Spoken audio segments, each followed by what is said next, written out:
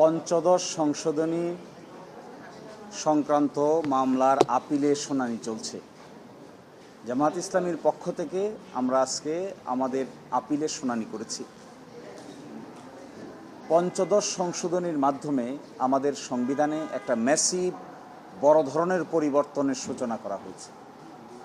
এটিকে শুধুমাত্র একটা সংশোধনী বললে ভুল হবে, এটি মূলত সংবিধানকে পুনর্লিখনই করা হয়েছে। এবং আমরা বলেছি এই সংশোধনীর দুই ধরনের বিষয় আছে। এক ধরনের বিষয় আছে নীতিকথা, fundamental principle of state policy বলে যাকে, এবং রাষ্ট্রের মৌলিক নীতিসমূহ, রাষ্ট্র পরিচালনার মৌলিক নীতি কী হবে, প্রস্তাবনায় কি থাকবে, অনুচ্ছেদ 8, 9, 10, 11, 12 কী থাকবে এবং 25-2 কী থাকবে, এগুলো মূলত নীতি নির্ধারণী ব্যাপার। আমরা বলেছি নীতি নির্ধারণী ব্যাপার যেগুলো, সেগুলো মূলত সংসদের দায়িত্ব হলো একটা প্রপার বিতর্ক করে সাংবিধানিক বিলের মাধ্যমে কোনটা অ্যাকসেপ্ট করবে কোনটা অ্যাকসেপ্ট করবে না, এই দায়িত্ব পার্লামেন্টের। আদালত সেখানে হস্তক্ষেপ করা উচিত নয়।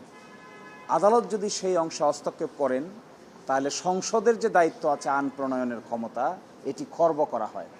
ইংরেজিতে এটিকে বলা হয় সেপারেশন অফ পাওয়ার থিওরি।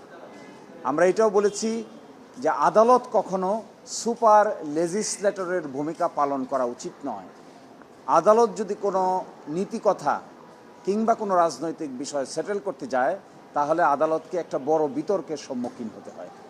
আমরা এটাও বলেছি এই বিতর্কে জড়ানো আদালতের কাজ না।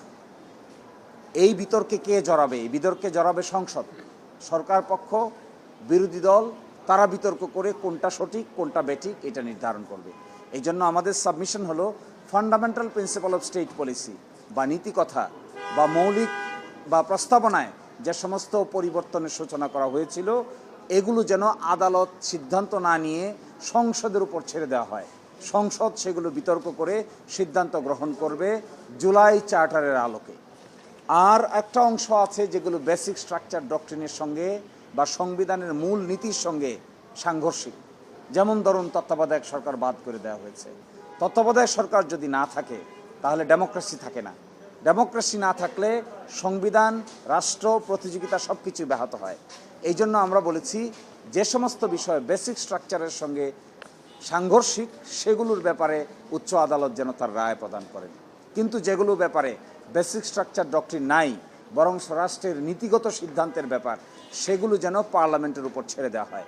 এই ক্ষেত্রে আমরা জুলাই চার্টার থেকে দেখিয়েছি সিরিয়াল নাম্বার 14 একটা রাজনৈতিক দল আছে, সিরিয়াল নাম্বার 21 বর্তমান সরকারি রাজনৈতিক দল, সিরিয়াল নম্বর 22 এবং 14 তারা বর্তমান বিরোধী দল। তারা যে সমস্ত বিষয়ে একমত পোষণ করেছেন জুলাই চার্টারে সেগুলো এক এক করে উল্লেখ করা আছে। সুতরাং এখন তাদের সামনে প্রশ্ন দাঁড়াবে নীতি কথাগুলো পার্লামেন্টে তাদের অতীত সিদ্ধান্তের আলোকে তারা কিভাবে গ্রহণ করবে। এটি নির্ভর করবে সংসদের পরিপূর্ণভাবে সংসদের কার্যক্রমের উপরে। এবং সংসদের কার্যক্রম ব্যাহত হয় এই ধরনের কোনো ফাইন্ডিংস কিংবা এই ধরনের কোনো সিদ্ধান্ত আদালতের নেওয়া ঠিক হবে না। যদি আদালত এ ধরনের কোনো সিদ্ধান্ত নেন যেখানে সংসদের কার্যক্রম ব্যাহত হয় তাহলে এটাকে বলবে এনক্রোচমেন্ট অফ জুডিশিয়াল রিভিউ, অর্থাৎ বিচার বিভাগ আইনের বাইরে গিয়ে তার দায়িত্ব পালন করতে গেলে গণতন্ত্রে কিংবা রাষ্ট্রীয় সিস্টেমে 3 অর্গানের যে ব্যালেন্স, এই ব্যালেন্স বজায় রাখা সম্ভব হবে না। সেই জন্য ওই অংশটুকু পার্লামেন্টের উপর ছেড়ে দেওয়া উচিত, আর বাকি অংশটুকু যেটা বেসিক স্ট্রাকচার ডক্ট্রিনের সঙ্গে সাংঘর্ষিক সেই অংশটুকুই শুধু আদালত সিদ্ধান্ত নেওয়া উচিত। এই মর্মে আমরা আমাদের বক্তব্য উপস্থাপন করেছি।